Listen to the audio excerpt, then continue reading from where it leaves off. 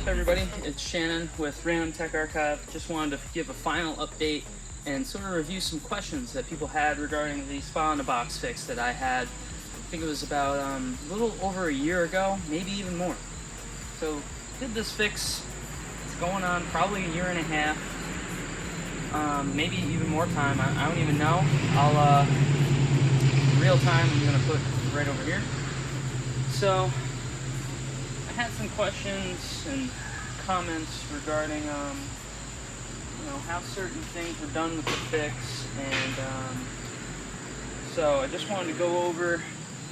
This is how we have it right now. We have it insulated. We took the, I'm not sure if I had it in the last video. I believe I did. We had an insulation box for the winter. It does help with keeping this thing operating at a good temperature and keep everything running smoothly for the winter. It is, I believe, marketed as a 4-season tub, inflatable tub. Well, not inflatable, but portable. So, just wanted to give a shout out to one of the people that commented originally and did their own video. It was, I believe it was Ben. I'll have to look up the name, and I'll post a link to his video. He made a great step-by-step video on how to go about fixing this, and it was literally pretty much the same exact fix that I did. He might not have used the same parts and everything, but he basically did the same exact thing. So up in here you have a pump unit. I actually have a spare one that I ended up buying. And this is what you will find. Once you turn this over, you're going to see this piece here. This piece right here is the actual pump. So this right here sits up inside of there, and this comes from the tub right there, leads into that, and then that shoots out going into the actual tub itself. So you will see something that looks along the lines of this sitting up there, screwed in, and on the inside of there you can see it, the white pieces is the actual impeller. So once you pull this out of there, it's going to be held down by a couple screws inside of there. Pull out those screws. I believe it has some, obviously this is threaded, so you're going to have to pull off the threads, and it is connected with a wire. Forget exactly where in there, but as you can see with mine, it led onto this wire that goes up and connects to one of the electrical units, and that's what I spliced. You get these 3 cords that come out. You got your ground, your positive, negative. You can look up the diagram on Google, it'll show you. And then with my pump here that I have going now for, this is probably running constantly for about a year and a half now, and I believe this is a way better pump than what originally came on the Spa-in-a-Box pump. Terrible company. I don't believe they exist anymore. So, to go, I'll post Ben's video in the link. He goes about showing you exactly how it's all done. So you take this pump out, and you hook up a tube, and you use some sort of silicone, some sort of cement to get it at the bottom of this reservoir, I guess you can call it, the tub I'm going to refer to it as. And you get the first tube coming down from there. That's running into the intake of your new pump, and then there's your outtake. And to make it better, so there's no kink, make sure you don't have any kinks in your hose. That was originally one of my problems that I had when I first did this fix. Was I just took tube, I ran it out, I ran it right to this pump here, got all the wire hooked up, ran the other tube right up into there without any type of elbow. Now we have an elbow here. So it goes from tube to elbow, right up in there. I believe we have one more elbow, and it runs horizontally over into here where it shoots out your water. So this is your original pump, the impeller. I will show it so you can diagnose if that's the problem with what you got going on is the impeller. I believe that's most of the case.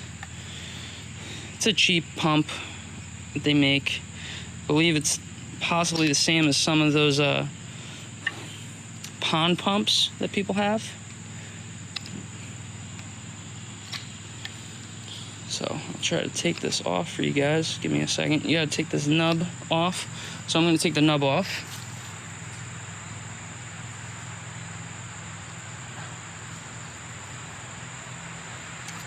So this little piece here is on there.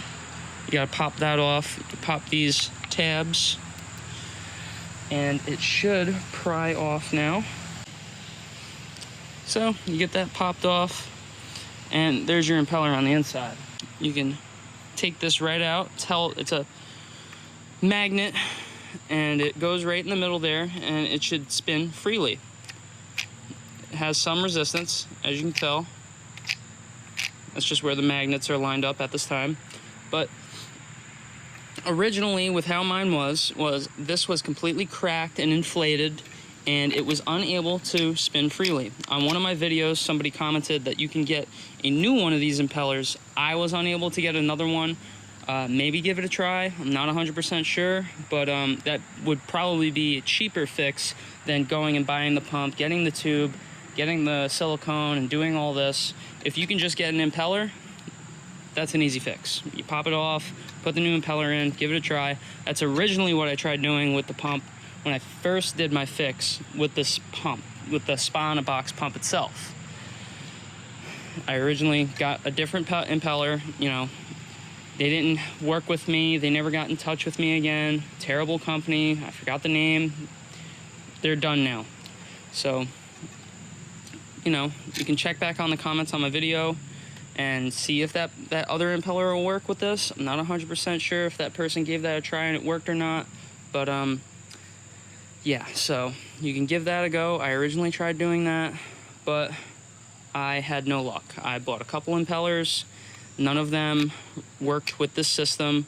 One of them worked for maybe a week, and then it stopped flowing water again, and it was the same issue. It cracked and inflated, didn't spin freely anymore, and ultimately, this is terrible.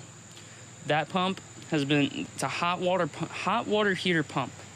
It's been running nonstop for a year and a half and haven't had any issues with water flow at all. I have it set to, it has a little dial on the bottom, and I have it set to number 2. It's a red little dial sitting on the side of this pump here.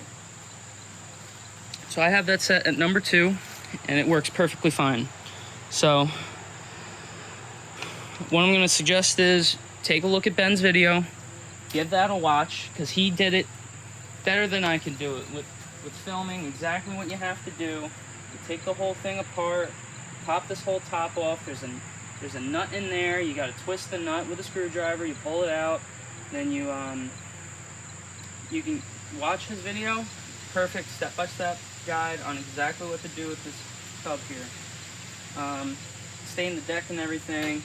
I have the tubing insulated for the winter. It does help. And then I usually just keep this over just to somewhat protect it from the outside elements as best as I can. Like I said, it's been going non-stop, no issues at all. The tub's running great. It's sad that the company can't reach out and, you know, help the people out that paid for this product and got screwed. But, you know, sadly you gotta resort to backyard shenanigans and fix it yourself. I have it at 104. It's running perfectly fine. I haven't had the heater die on me. I haven't had any issues with this besides the pump. It's been great. I've had it for almost 2 years now. The original tub itself, when I had it, it died within 6 months. So, you know, whatever this pump is here, so cheap. Just terrible product. Whatever, I don't know what made them, probably because it was cheap to set it up with this. But I'm probably gonna list this on eBay, so, because I don't need it anymore. This in my opinion, better than this, but you know, it would have been easier to see how this went with this pump and seeing if it lasted longer than the original one I got. But I believe you're better off just go on Amazon, go to Lowe's, Home Depot, wherever you gotta get it, get a hot water heater pump, and follow Ben's video. Great guide, and I believe he took some notes from what I did, and it's worth a watch. It's basically exactly what I did. So thank you for watching. Try to address some comments, and stay tuned. I'm gonna have reviews on all different types of products, from fixes to reviews. I'm gonna try to really get the channel started, get it going, and just want to say thank you for viewing. Please hit that like button, subscribe if you're not already, and stay tuned for the next one. Peace.